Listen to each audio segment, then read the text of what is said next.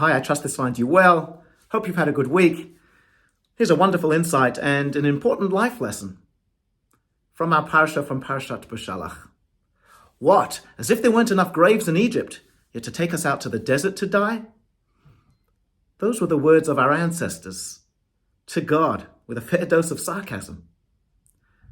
As they left Egypt, but recognized that the Egyptians were chasing from behind, and they cried out to God, "Take us back. We'd rather go back to Egypt and be slaves." Really? Go back to Egypt and be slaves?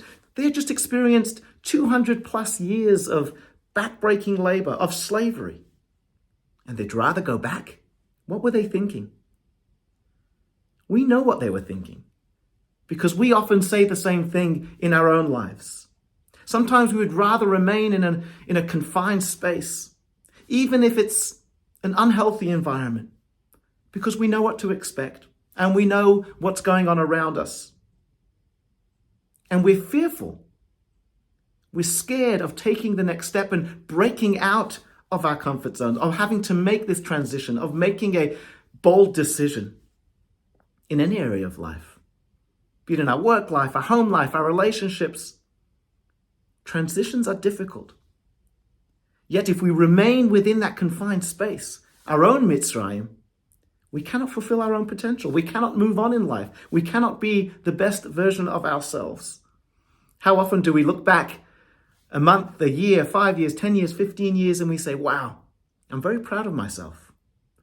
It was difficult and scary then, but I made that decision. I put one foot in front of the other. I made the transition, and look where I am now. And we celebrate that moment, and we celebrate ourselves. And that's exactly what happened to the Jewish people. Ultimately, they took the next step with the encouragement of their leaders, with Moshe and Miriam, and the sea split. And then they had reason to celebrate. They celebrated the fact not only the Egyptians are finally off their back, they celebrated the fact that they found the courage to take the next step, to leave their comfort zone, to taste freedom, to transition into a new era, a new part of their lives.